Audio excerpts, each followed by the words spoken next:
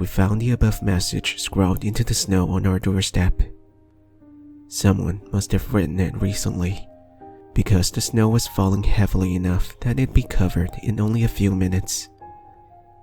I looked around us at the surrounding houses, but all the doors were sensibly shut. No one else was outside. We had moved to Penville from the city because we wanted to live in a small, quiet, and peaceful town where nothing ever happened. Go figure. I had no idea who the culprit could be. Do you think Santa did this? My wife said jokingly. I tried to return her a smile, but it took serious effort. The message troubled me more than I wanted to admit. Frankly, although I'd never say aloud, the snowmen in the town creeped me out. We hadn't built the one in our front yard. No. Like all the rest of them, it had popped up overnight, fully grown. When I mentioned it to our next-door neighbor, Mike Katz, a thin, hard-faced man who was in his late 60s, he dismissed it as the work of a bored teenager. "Don't let it bother you," he said, brushing off my attempts at helping him shovel off the snow from his driveway. "Kids in this town have nothing better to do than to drink and cause trouble." All of the snowmen were identical. Each one had 2 big black buttons for eyes, knobs of carrots for noses, and 2 twig arms. Whoever had created them had also lent them an army of black felt hats and grey scarves. If it had been up to me, I would have long since destroyed the snowman in our front yard, stomping it until it reverted back to the harmless pieces of snow. But Emily loved them. She thought they were adorable. As I looked into the black eyes of the snowman in our yard, revulsion crawled over my skin. Its eyes threw back distorted reflections of our Christmas lights. They seemed to say, "I know something you don't." I was being dumb, but Emily wrapped one arm around me, giving me a curious glance, and I realized that the silence between us had stretched out too long. I tore my gaze away from the snowman and said, He's too busy for this kind of crap, babe. You know, millions of houses to break into, hundreds of thousands of chimneys to stuff himself down, kids to turn to coal." She laughed. Oh, come on, Ellie. Let's go. It's freezing out here. I allowed her to guide me back inside. But when I threw a glance over my shoulder to read the message again, I saw that a fresh layer of snow had already buried it.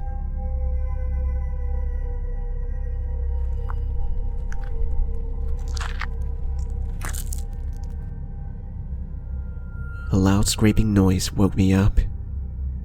I remained under the covers for a few minutes, my drowsy mind unable to figure out the source of the noise. The Christmas lights we hung around the bedroom threw blinking patterns of lights across the walls. I rolled over, arms outstretched, and realized that the other side of my bed was empty. Emily must have gotten up.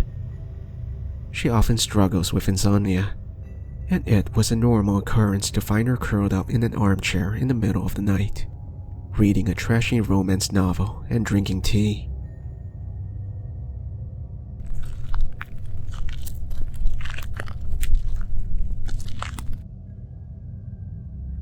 The noise repeated itself right as I was about to fall back asleep. I set my teeth on edge, like listening to nails on a chalkboard. By now, I'd pinpointed its location. It came from the bedroom window. Probably a tree branch scratching against it. I yanked the pillow over my head, but that didn't help muffle the noise. With every loud repetitive scrape, sleep danced further out of my reach. Finally, I gave up and fumbled for the clock on my nightstand. The glowing numbers told me that it was close to 4 in the morning. Man, unbelievable. I sat up and threw the pillow on the ground, determined to snap that annoying tree branch in half. When I looked out the window, my blood turned cold.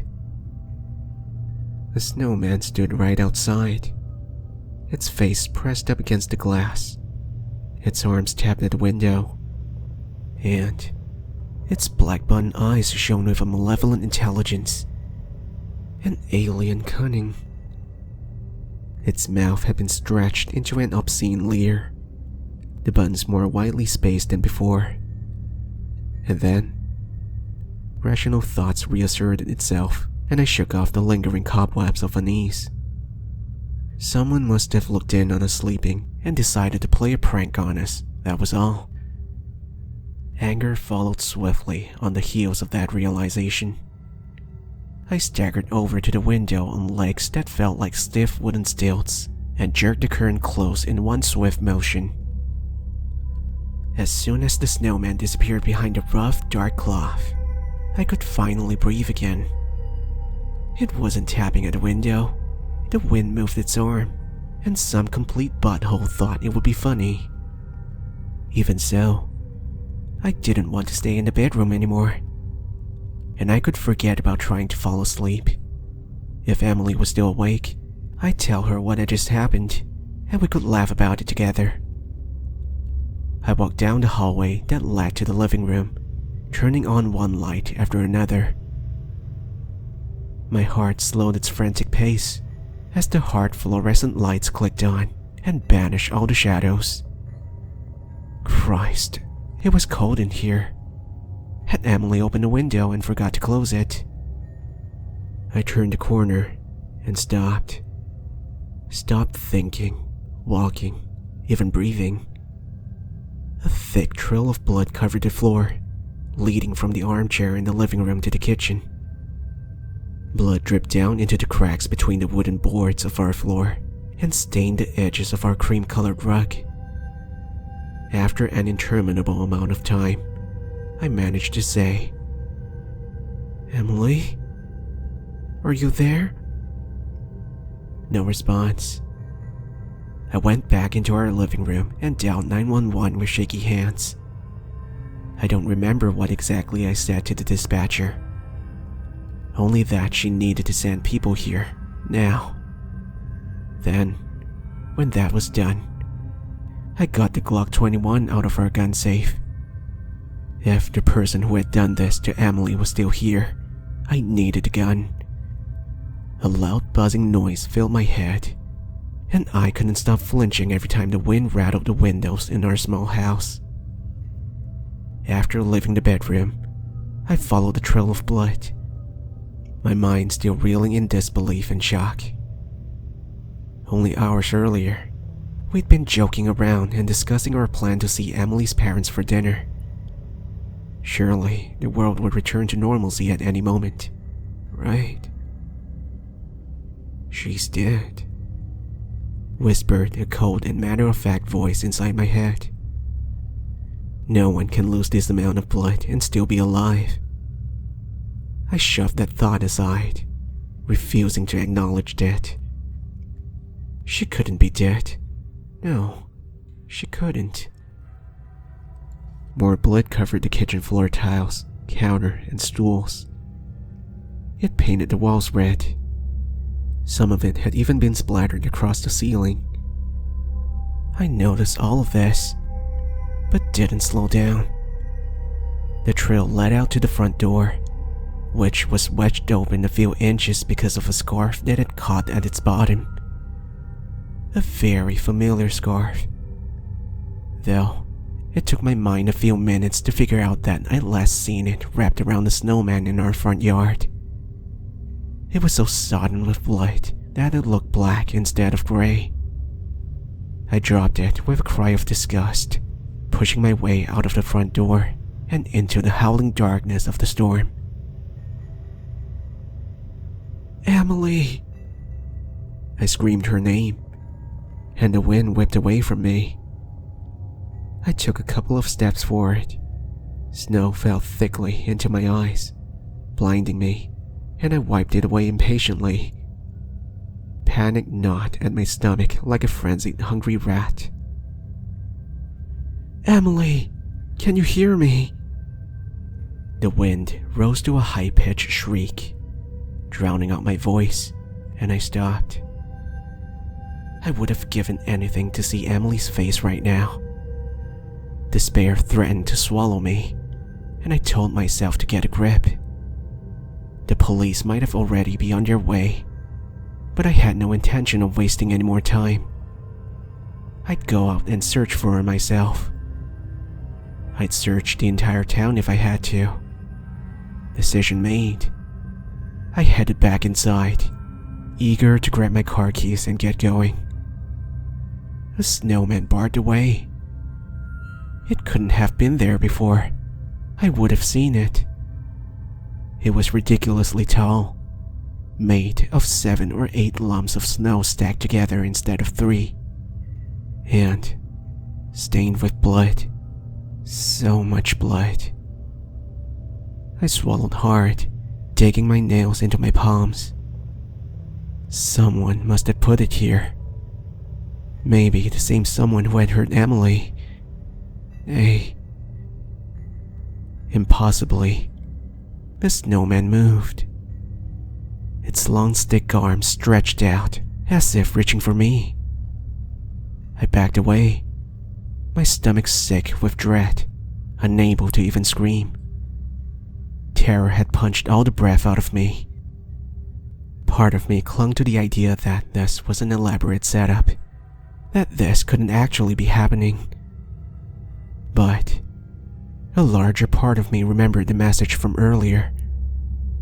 The snowmen hunt at night. Every time I look away, it advanced on me.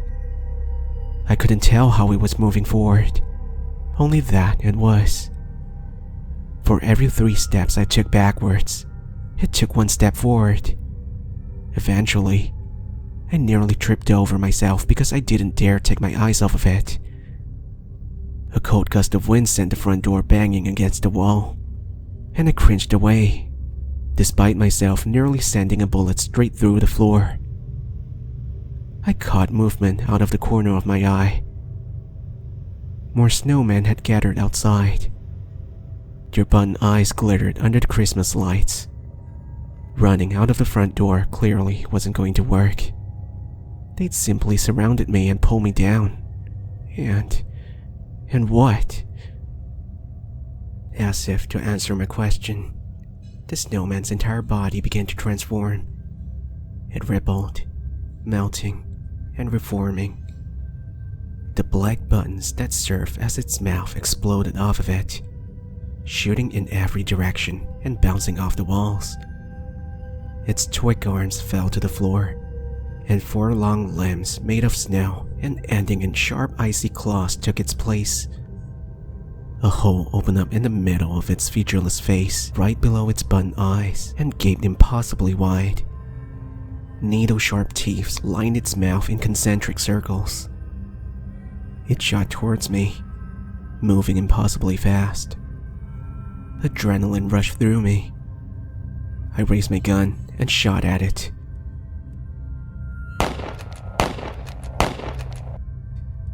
Three times, 6, then 9. And then, it was on me. Its weight knocked me to my feet, and I slammed into the wall painfully, nearly losing my gun. I tried to shake off the purple spots that swarmed at the edges of my vision, knowing that if I didn't get up right now, it'd kill me. I managed to scramble up to my feet before it descended again, viper quick. Its mouth closed over my outstretched arm instead of my head, swallowing both it and my gun. I continued firing into it, not knowing how many rounds I had left. The gun clicked empty, just as a sharp, piercing pain shot through my shoulder. It retreated, and I stared uncomprehendingly at the bloody stump that was now my arm. It had been my arm off. It had swallowed my gun too. My knees unhinged, and I slid down against the wall, landing hard. This was the end. I was going to die here. It lowered its head, preparing for the final strike. When I met its bun eyes, I saw a whole winter wonderland in them. A magical place where Christmas never ended. But the people there weren't happy. They huddled next to each other, their face drawn with agony and misery. There were hundreds of them. Someone familiar stood at the very front, her lips blue and her hands black and frostbitten. The tears froze on her face even as she cried. A huge, monstrous beast that wore red and white prowled on the edges of the group. His breath steamed in the air.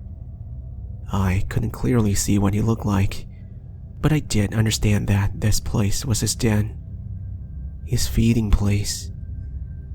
Abruptly, sirens wailed close by, dragging me back to myself. As I watched, the thing that had been a snowman tilted its head to one side and scuttled away from me, heading out the front door. It was leaving. Hopefully it would never come back. This time, I didn't fight the waves of dizziness swamping me. I let myself pass out. I need a rest.